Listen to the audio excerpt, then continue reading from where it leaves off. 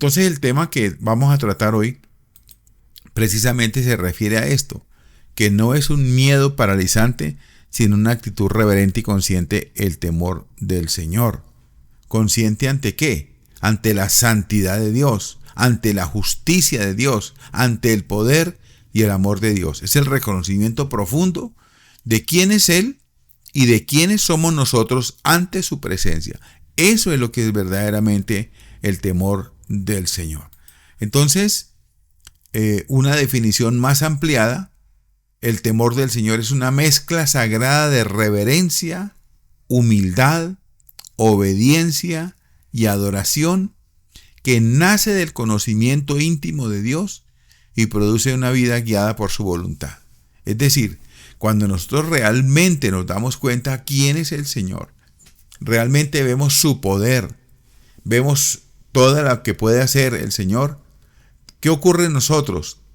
Hay una reverencia, es decir, somos reverentes ante el Señor, somos educados ante Dios, somos temerosos del Señor, y entonces hay una humildad para reconocer el señorío que conduce a la obediencia, a la adoración, y nace de conocer íntimamente al Señor. Por eso la clase del día jueves se refirió a conocer más al Señor, porque todo empezó en la mañana cuando el Señor nos dijo: sigan las pisadas del Maestro. Pero ¿cómo vamos a seguir las pisadas de alguien a quien no conocemos? Entonces ya el jueves dimos la clase del conocimiento del Señor, los atributos, entre ellos la misericordia, la bondad, el señorío, la majestad. Y ahora en ese conocimiento íntimo del Señor, ¿qué produce? Produce una vida guiada por la voluntad del Señor. Entonces dése cuenta cómo estos estudios bíblicos van en escalera. Comenzamos pidiendo el apóstol San Pedro que sigamos al Señor, luego conociendo al Señor, y hoy entonces estamos diciendo que ese conocimiento del Señor lo único que trae para nosotros es un gran deseo de ser guiados por la voluntad de Dios. De ahí la importancia de conocer a Dios, sus atributos, sus expresiones, que significan sus mandamientos. Si nosotros no conocemos a Dios, ¿cómo lo vamos a imitar? ¿Y cómo vamos a tener reverencia por alguien que no conocemos? Quien no conoce a Dios se atreve a hablarle con improperios, con palabras en diminutivo, con ofensas, se burlan de la Biblia, se burlan de los atributos de Dios, lo menosprecian, lo ponen como Diosito, lo ponen en el piso y levantan un ídolo. Aún idolatran a otras personas por encima de Dios. ¿Por qué? Porque no hay el conocimiento de quién verdaderamente es Dios. Pero cuando nosotros conocemos a través de la Biblia quién es Dios y conocemos todos esos atributos que vimos el jueves, entonces ¿qué nos entra? Un temor en el corazón de ofenderlo y un gran deseo de obedecer al Señor. ¿Por miedo? No, de ninguna manera. Por reverencia al Señor. Entonces, este temor, número 1, reconoce la grandeza de Dios. El Salmo 96:4 dice: grande es Jehová y digno de suprema alabanza. Es decir, cuando nosotros reconocemos que por encima de Dios no hay nadie, entonces nos entra el gran deseo de obedecer a Dios. Segundo, nos aparta del mal. Con el temor de Jehová, los hombres se apartan del mal. Por supuesto que sí.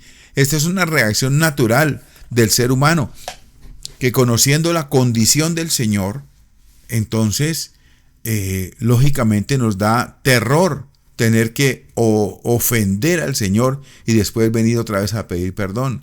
No, ahí sí que de verdad nos da pánico de venir a ofender un Dios tan bueno, tan misericordioso que ha sido con nosotros. Entonces, ¿qué hace? Que los hombres se aparten del mal. Proverbios 16:6. ¿Qué más hace el Señor con este temor? Nos guía a la sabiduría. Proverbios 1:7. El principio de la sabiduría es el temor de Jehová. Personas que se creen sabias porque conocen una situación científica, porque han escudriñado los libros de las bibliotecas, pero la verdadera sabiduría está en la persona humilde que reconoce la sabiduría de Dios. Aquella persona, ese campesino que nunca pasó por una escuela, que no tuvo oportunidad de una educación, pero que mira al cielo y reconoce las estrellas y teme a Jehová, es mucho más sabio y mucho más temeroso de Dios que un científico que a lo mejor metido en el laboratorio está tratando de investigar de dónde proviene el hombre. Cuando el campesino mira el fruto de la tierra que labra y dice, sí, definitivamente aquí está Dios para darnos la provisión. Y cuarto, nos lleva a obedecer con gozo y no por obligación. Amados, si hay algo lindo de la iglesia cristiana, es obedecer no por obligación, sino por amor y reverencia.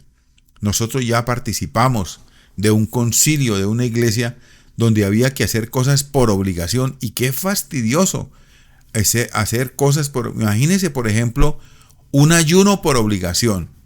Pues usted está bostezando todo el tiempo, muerto de hambre, pensando en la carne frita, pensando en las hamburguesas, pensando en el olor de la pizza hawaiana y todas estas cosas, y no está con gozo. Pero qué rico es ayunar con el gozo del Señor, en obediencia, por amor y reverencia a Dios. Qué bueno es salir a evangelizar por amor al Señor, por amor a las almas.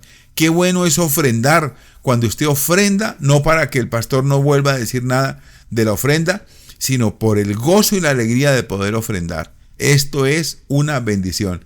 Y en la iglesia cristiana todo debería ser por amor y reverencia y nada por obligación. Ni siquiera arrodillarse, ni siquiera levantar las manos.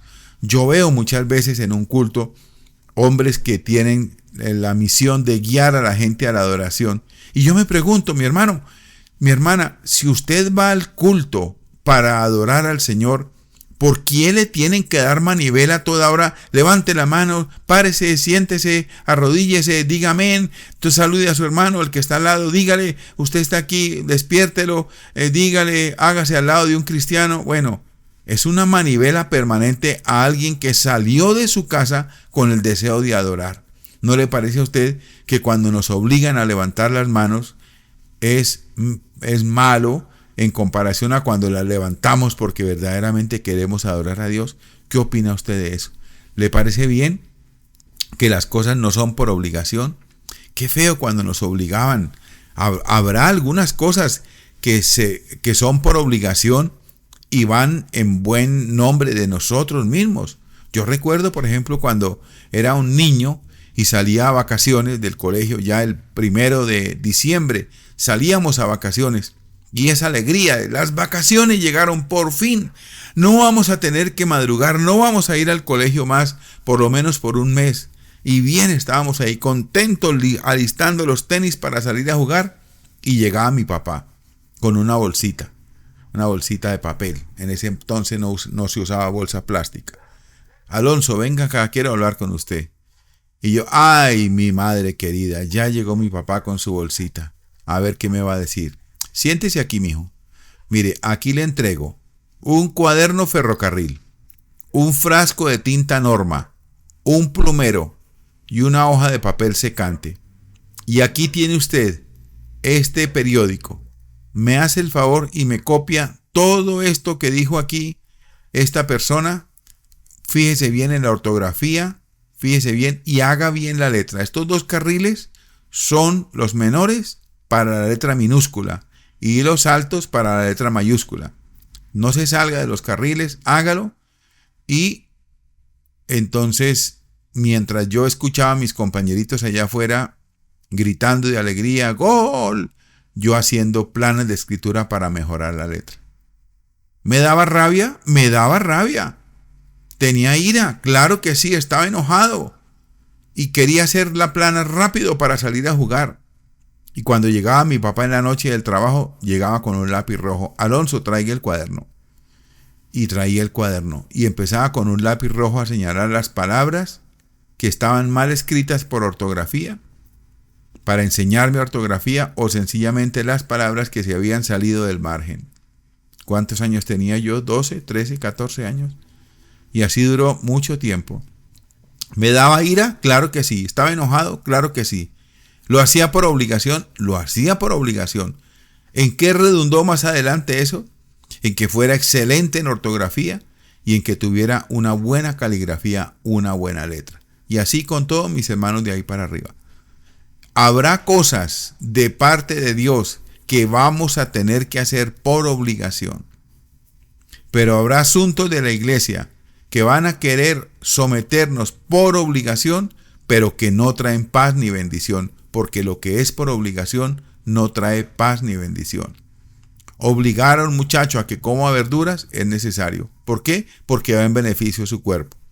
Así que, hermanos, tengamos esta mañana delante del Señor este temor de saber qué es por obligación y qué lo hacemos por el gozo del Señor. Seguimos. Ejemplos bíblicos de personajes que tuvieron temor de Dios. Primero, Abraham, Génesis 22:12. Estuvo dispuesto a sacrificar a Isaac, demostrando que temía a Dios más que a perder lo amado. Usted conoce la historia, no le voy a predicar sobre esto porque usted que lee la Biblia y que ha escuchado de la historia de Abraham, sabe que cuando el Señor le ordenó que sacrificara a su hijo, dice la palabra madrugó. Hay mucha gente a la que Dios le da orden y entonces se dan postín esperando señales para obedecerle al Señor. No, Abraham no. ¿Era su hijo amado? Sí. ¿Era el único que tenía? Sí. ¿Era el hijo de la promesa? Sí. Aún así, lo llevó al monte con el fuego, con la leña y con el cuchillo, y allá, si el ángel no le pega el grito, enseguida él había degollado a Isaac, porque sabía que Dios podía hacer algo, porque tenía temor a Dios, más que a perder lo amado. ¿Cuántas veces nosotros habremos desobedecido a Dios por cuidar lo que nosotros creemos que es mucho más importante tener? ¿Quién más obedeció? Moisés. Éxodo 3:5. Dice la palabra que se quitó las sandalias ante la zarza ardiente, reconociendo la santidad del lugar. Esto es un gesto precioso. Moisés, quítate el calzado porque estás delante de un Dios que es santo y el terreno que pisas es santo. Amados, esto implica para nosotros la necesidad de reconocer la santidad de Dios. Y cuando reconocemos a Dios como santo, entonces no nos quitamos los zapatos, pero sí nosotros reconocemos esa grandeza y ese poder de un Dios santo. ¿Ante quién? Ante un pecador. ¿Quién más fue obediente y temeroso de Dios? Cornelio. Hechos de los Apóstoles, capítulo 10, verso de Dios. ¿Cómo lo describen a él? Era piadoso y temeroso de Dios. Piadoso porque practicaba las obras de piedad. ¿Cuáles son las obras de piedad? La oración, el ayuno, la vigilia, la meditación de la palabra, el amor al Señor, el amor al prójimo. Estas son las obras de piedad. ¿Y qué más era? Temeroso de Dios. Y Dios lo honró enviándole el mensaje de salvación. Oiga bien, qué bonito que en la lápida, allá donde esté el cuerpo de la persona, digan, fulano de tal, piadoso y temeroso de Dios. Ah, qué bonito, me gusta ese mensaje. ¿Quién más fue temeroso de Dios? Daniel 1:18. Recuerde que Daniel era un jovencito, había sido secuestrado. Daniel había sido sacado de su casa a la fuerza, había sido llevado a otro país que no era su cultura, que no era su familia, que no era su lengua, y aún allí puesto en la esclavitud, cuando le pusieron la comida del rey, dijo, no, yo no voy a ofender al Dios comiendo cerdo, comiendo todo lo que es prohibido, animales de pezuña hendida, yo no voy a comer todo esto de ninguna manera. Y habló con el cocinero, ¿no será que si me dan verduras y frutas, más bien yo me voy a poner mejor en un mes? Y el cocinero dijo, claro que sí, vamos a probar con usted. Y le dio, junto con sus amigos, comida que no fuera de comida del rey. Mi amado, proponer en el corazón no contaminarse se hace por reverencia y por temor a Dios. Daniel es un gran ejemplo de los jóvenes que deciden no contaminarse. Y qué fácil es contaminarse hoy, amados. Qué fácil es la contaminación. Usted entra a un supermercado y hay una mujer desnuda ofreciendo café. Ahí en un postal, en una foto. Te encuentra ahí una foto, una mujer en bikini ahí con muy poquita ropa y una foto vendiendo café o una crema dental o qué sé yo. Usted prende la televisor y ya no les importa el horario. Ahí salen esas imágenes donde usted puede contaminarse también allí. Donde quiera que vayamos, siempre habrá una información para querernos contaminar. Pero Daniel propuso en su corazón no contaminarse ante los ojos del Señor. ¿Qué aplicaciones prácticas trae tener temor de Dios? Escúcheme bien, en su vida personal, por favor, antes de tomar decisiones, pregúntate, ¿esto honra a Dios? El viernes o el jueves se explicaba. Hay gente que dice, ay, pastor, que Dios me perdone lo que le voy a decir. No, no lo diga. Si es una ofensa, ¿por qué va a ofender? ¿Y por qué me va a tener que echar a mí ese asunto ahí encima? No. Tomar decisiones. Pregúntate, ¿esto honra a Dios? Te invitan a una discoteca a bailar y a tomar aguardiente. ¿Esto honra a Dios? Te traen un chisme para comenzar a regarlo. ¿Esto honra a Dios? Te traen para venderte algo ilegal, algo robado, algo que no paga impuestos. ¿Esto honra a Dios?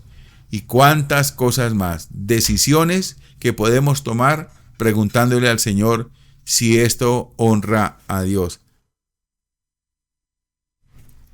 Segundo, cultiva el temor del Señor en la intimidad.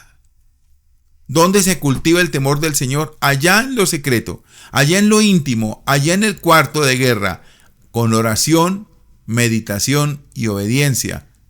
En la enseñanza comunitaria, cuando tú enseñes a alguien el temor del Señor, no enseñes legalismo, sino la libertad en la obediencia. Y recuerda, acciones como el fuego que calienta, pero que también purifica, que no se nos olvide esto. Amados, ¿dónde podemos nosotros honrar al Señor teniendo temor de Él? En momentos de crisis. Usted y yo pasamos por crisis cada rato, unas grandes, otras pequeñas, otras medianas. En Josafat, segundo de Crónicas capítulo 20, busca a Dios primero antes que las soluciones humanas. Las soluciones humanas no sirven para nada en momentos de crisis. Pero cuando buscamos al Señor en los momentos de crisis, primero podemos tener la seguridad que las soluciones humanas llegan. Y aquí tenemos conectados personas en esta mañana que han recurrido al Señor directamente y Él ha sido quien les ha resuelto la situación. No así a quienes buscan primero la solución humana. El temor reverente nos lleva a poder confiar en su poder y no en los recursos. Óigame bien, tenemos recursos de donde echar mano, pero cuando echamos mano del temor al Señor, buscando su presencia, buscando al Señor en los momentos de crisis primero que a los recursos, ahí es donde Dios se glorifica. Cuarto, en el liderazgo espiritual, es necesario liderar con humildad, reconociendo que estamos bajo autoridad divina. Por favor, mamá, por favor, papá, cuando usted está ahí en su casa como líder, como autoridad, ejerciendo la autoridad, que creo que usted ejerce la autoridad, reconozca por favor que usted no da una autoridad como a usted le da la gana, sino una autoridad porque usted también está bajo autoridad. Este es un principio de autoridad espiritual que también hemos estudiado acá. Nosotros no podemos mandar a nuestros hijos a la manera como querramos, de ninguna manera, porque también estamos bajo la autoridad de Cristo. El temor del Señor te protege del orgullo y te guía en la justicia. Lidera entonces con humildad. No sometas a tu esposo o a tus hijos a tus caprichos. Al contrario, reconoce que tú también estás bajo autoridad y como estás bajo autoridad, pues por supuesto que gobiernas en la autoridad de Cristo y no en tus propios caprichos. ¿Qué frutos trae el temor del Señor? Número 1, sabiduría. Proverbios 9:10. El alma que cuida, que busca al Señor, es un alma sabia. Y ahí está el fruto del temor al Señor. Hermanos, temer al Señor nos produce una sabiduría tan tremenda que de verdad cuando abrimos la boca la gente se queda asombrada. Pero ¿qué más nos trae como fruto del temor del Señor? La protección divina, Salmos 34:7. Cuando nosotros somos temerosos de Dios, Dios nos guarda, Dios nos protege. Ayer nos dijeron cuando estábamos evangelizando, ay pastor, mire, no se vaya por allá tan lejos porque estaban predicando allá unos en el barrio París y de pronto se perdieron del grupo y cuando fueron a ver los habían ahorcado. Mentira del diablo. Dios protege a la persona que es temerosa de Dios y el mismo diablo tiene que salir huyendo en el nombre del Señor. La protección divina está disponible para quien tiene temor de Dios. ¿Qué más podemos recibir como fruto del temor del Señor? Una vida prolongada. Proverbios 10:27 nos dice que la persona que tiene temor de Dios tiene una vida prolongada. Lo voy a colocar aquí en pantalla para que lo escudriñemos. Dice el Señor así: el temor de Jehová aumentará los días, mas los años de los impíos serán acortados, papito. Así que cada vez que nosotros reconocemos al Señor por lo grande y poderoso y tenemos temor, reverencia, respeto de Él, ¿qué ocurre con nuestra vida? Será prolongada. Pero ¿qué más fruto del Señor trae ese temor al Señor? Seguridad y confianza. Proverbios 14:26. Oiga bien lo que dice el Señor en esta mañana, nos está diciendo: en el temor de Jehová está la fuerte confianza y esperanza tendrán sus hijos. Querido hermano, usted y yo tenemos esa seguridad en el Señor, esa certeza de que Dios es quien nos guarda y una santidad práctica. O nosotros tenemos en el Señor como fruto del temor de Dios una santidad, no santidad de labios de labios para afuera, no. Segunda a los Corintios 7:1 nos dice que en el temor del Señor, así que amados, puesto que tenemos tales promesas, limpiémonos de toda contaminación de carne y de espíritu, perfeccionando la santidad en el temor del Señor. Es decir, el temor del Señor siempre nos va a conducir, como fruto de ese temor, a tener una santidad que la practicamos a diario con nuestras obras, no cayendo en la tentación. Dios nos guarda aún de la tentación. Ahora, según el doctor Hadley, voy a repasar un poquito. Temer al Señor no es miedo paralizante, sino una actitud de reverencia al Señor y de humildad y dependencia de Dios. El temor del Señor implica honrarlo y ponerlo en primer lugar en todas las decisiones. Es una disposición del corazón que se refleja en buscar a Dios diariamente, especialmente en tiempo de crisis. Seguimos. El ejemplo de Josafat. Vamos a escuchar un momentico a Josafat, qué fue lo que hizo. En 2 de Crónicas 20:3. El teólogo destaca cómo Josafat, ante una amenaza militar, no entró en pánico, sino que hizo 3 cosas. Número 1, humilló su rostro para consultar a Jehová. Amados, creo que estamos recibiendo esta mañana una lección práctica del temor de Dios. Josafat le anunciaron: viene un ejército más grande que el suyo y van a arrasarlos, van a desarraigarlos de la faz de la tierra. Oh hermano, viene la DIAN y le va a quitar todo. Hermana, ese préstamo que usted hizo que no ha podido pagar, viene el banco y va a arrasar con todo. Se va a llevar hasta sus hijos. Mi hermano, ese trabajo que usted tiene, se lo van a quitar de las manos. Hermana, esto y lo otro, y lo otro. Y viene una guerra, y viene un bombardeo de amenazas. Y Josafat dice que humilló su rostro para consultar al Jehová. ¿Qué más hizo Josafat? Proclamó ayuno y buscó a Dios en unidad con el pueblo. Mi amado, lo que nosotros estamos haciendo esta mañana tiene una gran relevancia para el reino de los cielos en el ámbito espiritual. Aquí se están quebrando yugos, aquí está huyendo el enemigo, aquí están rompiendo cadenas, desatando cadenas. Hoy en este tiempo de ayuno, al buscar al Señor en unidad con el pueblo, hay cosas extraordinarias que están ocurriendo. Hay ascensos, hay hay nombramientos, hay trabajo para el que no lo tiene, hay sanidad para el que está batallando con su cuerpo, hay liberación para el que tiene su mente atada. Hoy está ocurriendo algo extraordinario aquí en este tiempo de ayuno. Josafat demostró con este acto de buscar al Señor cuando lo amenazaron un corazón que teme a Dios y no a los hombres, uno que reconoce su soberanía y busca la guía. ¿Qué nos pueden hacer los hombres además de quitarnos la vida? Nada nos pueden hacer, pero aquel que que no proporciona la salvación, ahí sí que hay que tenerle miedo, de verdad que sí. Seguimos adelante. ¿Qué aplicación práctica tenemos para hoy? Si comenzamos el día pensando en Dios, en lugar de nuestros propios planes, y leemos y aplicamos las Escrituras, estamos cultivando un amor reverente. Se lo repito con mis propias palabras. Si cuando nos levantamos y nuestras pestañas se despegan allí y vemos la primera luz del día, escuchamos a los pajaritos allá afuera cantar, y en vez de mirar qué planes vamos a hacer y qué es lo que vamos a hacer, en vez de eso tomamos la palabra o nos ponemos de rodillas y buscamos las Escrituras y leemos, estamos cultivando un temor reverente.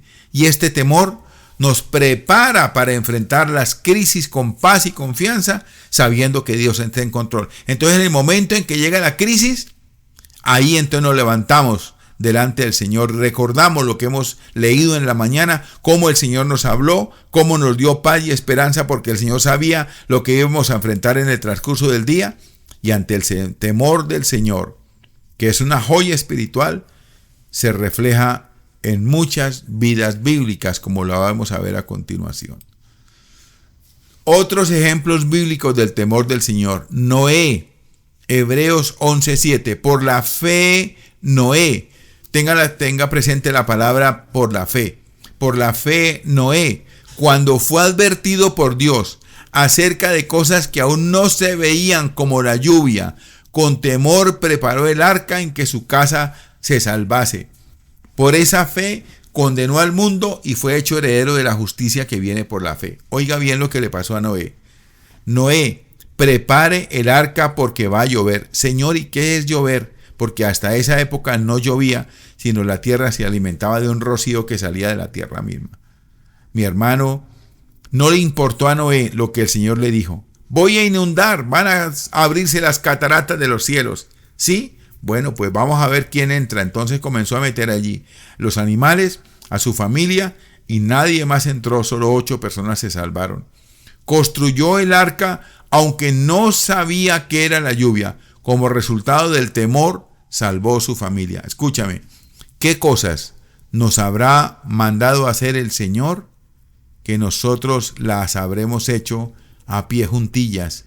¿Y qué cosas nos habrá mandado hacer el Señor y hemos esquivado el temor del Señor y no las hemos hecho? Reflexionemos esta mañana en esto. ¿Quién más tuvo temor de Dios? Las parteras hebreas. Éxodo 1:7. Pero las parteras temieron a Dios y no hicieron como les mandó el rey de Egipto, sino que preservaron la vida de los niños. Desobedecieron a Faraón aún a costa de su propia suerte y salvaron a los varones que nacían cuando tenían la orden del rey de ahogarlos en el río. Después Dios las bendijo con familias propias. Mi hermano, habrá cosas que el gobierno nos va a mandar a hacer, pero que van en contra de Dios y nosotros no las vamos a hacer a costa de cárcel, de muerte, de persecución, de lo que quiera venir, porque es mejor tener el temor del Señor y no obedecer a un gobierno o a un rey o a un presidente o a un gerente o a un ministro o a un encargado de una universidad o de una institución, de una fábrica, de una empresa, que nos va a querer ordenar que hagamos cosas indebidas, que ofendan a Dios, y nosotros no lo vamos a hacer, y por supuesto el Señor nos va a guardar. ¿Quién más? José. Usted conoce la historia en Génesis 42:18. Y al tercer día José le dijo a sus hermanos: hagan esto y vivid, haced esto y vivid, porque yo temo a Dios. Dijo José a sus hermanos: yo temo a Dios. Oiga bien, por favor, Cuando pudo haberse vengado de ellos, actuó con misericordia bajo el temor y la reverencia a Dios. Los hermanos habían sido puestos presos porque les habían encontrado una copa de oro en la mercancía que llevaban para Israel. En la comida, en el trigo que llevaban allí, el mismo José había escondido una copa de oro y mandó a los guardias que los detuvieran. Una requisa, y los pusieron ahí y encontraron la copa de oro. Todos presos, y al tercer día de tenerlos en la cárcel, José les había podido ahorcar, los había podido matar, haberse acordado el odio con odio, el resentimiento. Cuando yo tenía 17 años me metieron en una alcantarilla y todos decían mátenlo, mátenlo. Pero fue vendido a unos esclavos y allá en la esclavitud me fue mal, me persiguieron, luego me metieron en la cárcel 13 años. Aquí estoy listo para vengarme de ellos y Dios me va a respaldar, les voy a apretar el pescuezo. ¿Hizo eso? No. Los sacó y les dio comida. Oiga lo que dijo: el Señor propició que esto hubiera ocurrido porque era necesario dar vida al pueblo de Israel.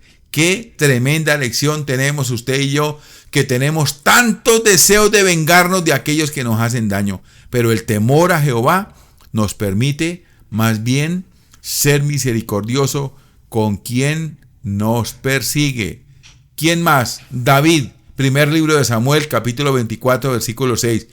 Y dijo a sus hombres: Jehová me guarde de hacer tal cosa contra mi Señor, el ungido de Jehová, que yo extienda mi mano contra él, porque es el ungido de Jehová. Oiga bien, David rehusó matar a Saúl, aunque tuvo la oportunidad y sus compañeros se lo aconsejaron. Estaban en la cueva y allá estaba ahí Saúl, y David entró y estaba en la cueva y estaban todos los compañeros y dijeron: aproveche la ganga, mátelo y póngase de rey rapidito, venga, acabe con él de una vez. Y fue David, y dice que le cortó el borde de su manto, de su capa, y después cuando salió le mostró y dijo: guárdeme, Dios mío, guárdeme, Señor, que yo extienda mi mano contra el ungido de Jehová.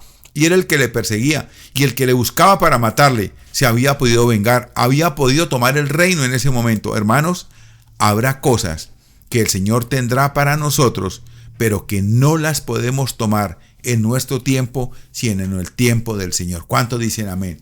Habrá situaciones en las que usted y yo tendremos la oportunidad de sacar ventaja de una situación y no lo haremos por temor al Señor, porque Él nos tendrá guardado algo mayor allá adelante. Por favor, alguien recibe esta palabra. Habrá situaciones en las cuales usted y yo podamos disponer de recursos, de elementos, de situaciones en las cuales podríamos hacerlo antes de que el Señor nos dé la orden. Pero si nos guardamos, el Señor tendrá para nosotros algo mayor, algo más importante.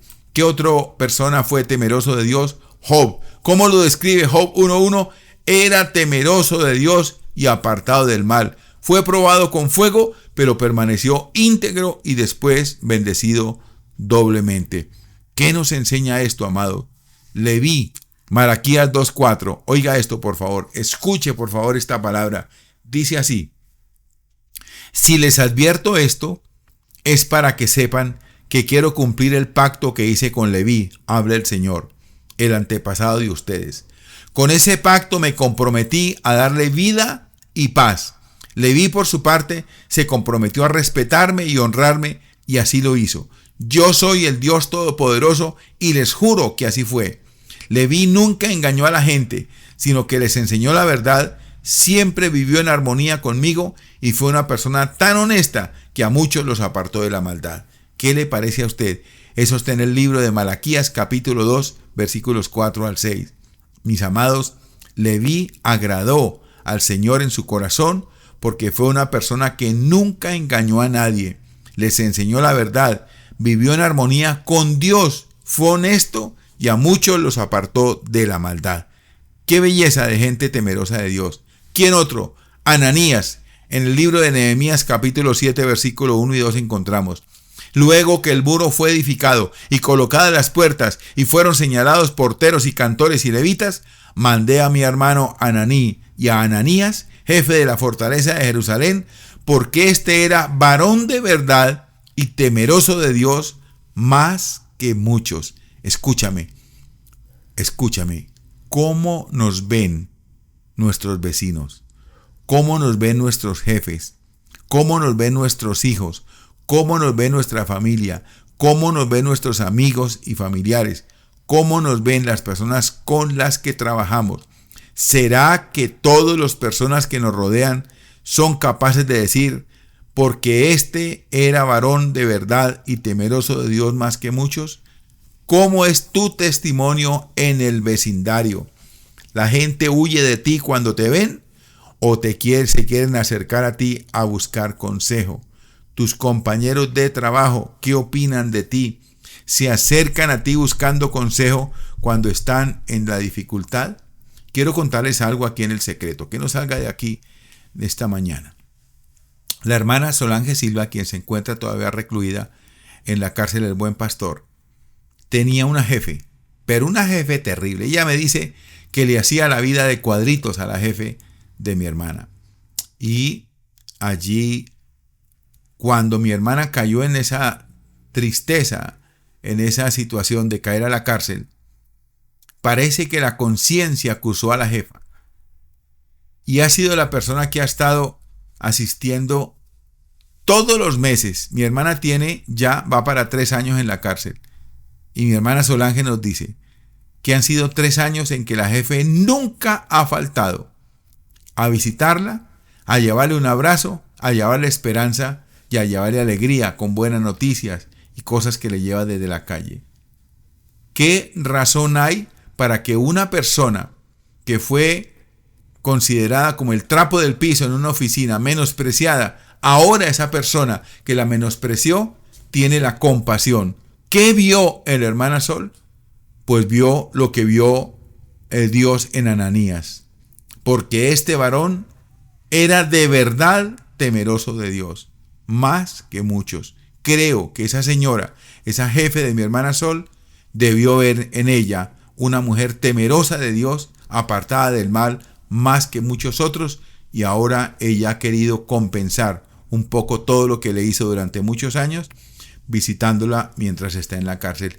Esto es solo un ejemplo de lo que Dios puede hacer con nosotros, precisamente porque somos temerosos de Dios y apartados del mal.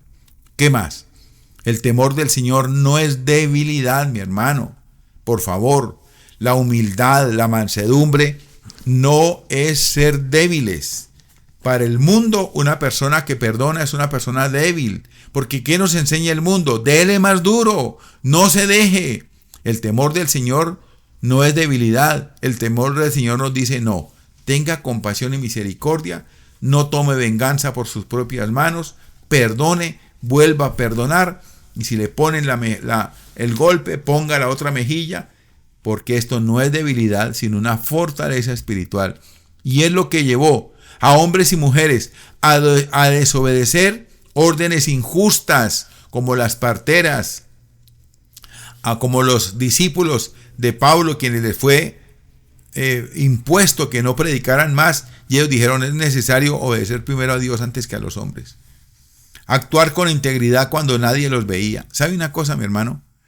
Hay personas que cuando los están viendo no tiran la servilleta al piso, pero cuando nadie los ve, botan el pote de la basura completo.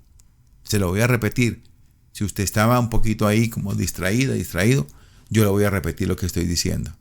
La integridad se practica cuando nadie nos ve. Ahí es donde está la verdadera integridad. Hay personas que no se atreverían jamás a botar una servilleta al piso cuando hay gente presente, pero cuando no hay nadie, botan el pote de la basura completo. Priorizar la voluntad de Dios sobre nuestros propios deseos. Como bien lo enseña el Dr. Tim Hadley Sr., este temor se cultiva en la intimidad con Dios y en la meditación de su palabra y en la rendición diaria de nuestro corazón. Debemos rendir nuestro corazón a Dios diariamente. Ahora, ¿qué relación hay entre el temor del Señor y la fe? ¿Se acuerda que hablábamos ahorita de la fe? Bueno, el temor reverente abre la puerta a la fe firme El temor del Señor no es terror, sino reconocimiento de su majestad, justicia y santidad. Y esta reverencia nos lleva a confiar en Él más que en nosotros mismos, lo cual es el fundamento de la fe. Como dice Hadley, el conocimiento de Dios, su carácter, su fidelidad, quita el miedo humano y fortalece la fe. Amados, cuando somos temerosos de Dios, se nos va el miedo y nuestra fe es una fe madura. La fe madura en corazones que temen al Señor. Proverbios 2 del 1 al 5 enseña que el temor del Señor es el principio del conocimiento y que buscarlo con diligencia lleva a entender la voluntad de Dios. Cuando tememos al Señor, nos sometemos a su palabra y eso alimenta una fe obediente y una fe activa. Ambos producen paz y seguridad. Lo que es la fe y el temor de Dios producen paz y seguridad. ¿Estás pasando por momentos de turbulencia? ¿Estás pasando por días difíciles? La fe y el temor de Dios te traerán paz y seguridad. A diferencia del miedo mundano, el temor del Señor produce paz, seguridad y confianza. El temor del Señor es fuente de paz. La fe, por su parte, nos permite descansar en Dios, sabiendo que Él cuida de nosotros. Querido, querida, imagina por favor, por ejemplo, un árbol grande. ¿Cómo es la raíz? La raíz es el temor del Señor, profundo respeto y dependencia. ¿Cómo es el tronco? El tronco es la fe, confianza firme en su carácter y en sus promesas. ¿Y cómo es el fruto? Paz, obediencia, sabiduría, gozo y dirección divina. ¿Qué le parece a usted esta aplicación que hemos hecho esta mañana? Voy terminando. Como mujer, aquí va dirigido a las mujeres. Engañosa es la gracia y vana la belleza, pero la mujer que teme al Señor, esa será alabada. ¿Cuántas mujeres lindas vemos en la televisión, en la calle, con 3 o 4 capas de maquillaje, bonitas, con su cuerpo torneado, como una Barbie, y por dentro huecas y vacías y con un vocabulario áspero? Pero la mujer que teme al Señor es mucho más linda que cualquier mujer que lleve cirugías y lleve maquillajes. La verdadera belleza nace de un corazón que reverencia a Dios. El temor del Señor embellece el alma. Hermana, dedica tiempo a solas con Dios. Lee un salmo y escribe lo que revela Dios sobre su carácter. Óigame bien, querida hermana, esto es para usted. Como esposa, las casadas estén sujetas a sus propios maridos como al Señor. Efesios 5:22. El temor del Señor transforma la sumisión en servicio amoroso. Es reconocer el diseño divino con humildad. Ora por tu esposo hoy.